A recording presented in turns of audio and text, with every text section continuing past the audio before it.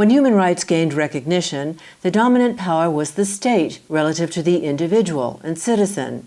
Now, transnational businesses have vastly greater power than both. That's a central message headlined by Harris Gleckman in an op-ed published November 4th called Counterbalancing Disproportionate Power, a response to John Ruggie. The author, Harris Gleckman, is a senior fellow at the Center for Governance and Sustainability at the University of Massachusetts, Boston. John Ruggie is a professor in human rights and international affairs at the Harvard Kennedy School. The topic of Harris Gleckman's response to Ruggie relates to negotiations concerning the fourth session of a UN Human Rights Council Intergovernmental Working Group on Transnational Corporations and Human Rights. The mandate for these negotiations came into effect in 2014, when the Human Rights Council adopted Resolution 269, by which it decided, quote, to establish an open-ended intergovernmental working group on transnational corporations and other business enterprises with respect to human rights, whose mandate shall be to elaborate an international, legally binding instrument to regulate in international human rights law the activities of transnational corporations and other business enterprises. This fourth session of the Open-Ended Intergovernmental Working Group took place in October at the UN Geneva. During that session, the working group discussed a draft text of a treaty known as the Zero Draft, prepared as a basis for negotiation for that legally binding instrument. Gleckman's response to Ruggie has to do with arguments Ruggie made in opposition to that binding treaty under negotiation. Gleckman says Ruggie's arguments are misdirected and fail to recognize the historic opportunity offered by the Human Rights Council to create a human rights remedy system for corporate abuse across national boundaries. Gleckman covers a lot of ground in his response to Ruggie. In this brief, we narrow focus to one of the preliminary observation Gleckman made about the framework of the United Nations Guiding Principles on Business and Human Rights.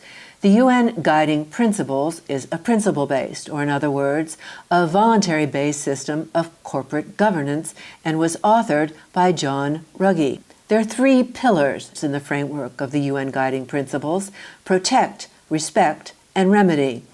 With respect to the third pillar, the need for access to remedy, Gleckman's op-ed states, no major democratic country deals with domestic, civil, or criminal matters related to human rights based fundamentally on a voluntary system. Given this legal history alone, it makes good sense to have a clear set of binding rules and procedures for a more complex cross-border remedy system. It's also clear from the facts on the ground that there's not now a working global remedy system for those whose human rights have been violated by business with a transnational character. It's also clear from the political decision of the Human Rights Council to create the working group that a significant number of governments share this view. This should not be surprising. If a business can use jurisdictional boundaries to avoid providing documents that may provide evidence of corporate human rights violations, then that business will certainly do so. If a witness can avoid providing evidence that the international partner instructed the local firm to take an action that resulted in a human rights violation, then that witness may be quite happy to stay out of court. If a court ruled against an international business in either a civil or criminal case, would that international business voluntarily pay a fine of millions of dollars or accept that its executives are financially or criminally sanctioned? A voluntary-based remedy system cannot reasonably result in a meaningful remedy system, particularly if the issues are contested between the parties and the potential financial costs are significant. Consequently, a well-drafted remedy system and a binding treaty could well be the only way the third pillar of the UN Guiding Principles could be meaningfully implemented. In wrapping up on his differences with Ruggie, Gleckman states, to be clear, my underlying difference with Ruggie and other supporters of the UN Guiding Principles who disparage the complementary nature of a binding treaty is that times have changed. That times have changed was, of course, the key message cited at the open of this report. that when human rights gained recognition, the dominant power was the state relative to the individual and citizen. Now, transnational businesses have vastly greater power than both. Gleckman states, therefore it's wise to combine the power and authority of states, individuals, and community associations to establish clear and effective standards, rules, and procedures to counterbalance those which have disproportionate power today. Gleckman's point that Ruggie has failed to recognize the historic opportunity offered by the Human Rights Council to create a human rights remedy system for corporate abuse across national boundaries puts the 2014 UN Human Rights Council Resolution 269 and its open-ended intergovernmental working group and subsequent working sessions into their proper historic context.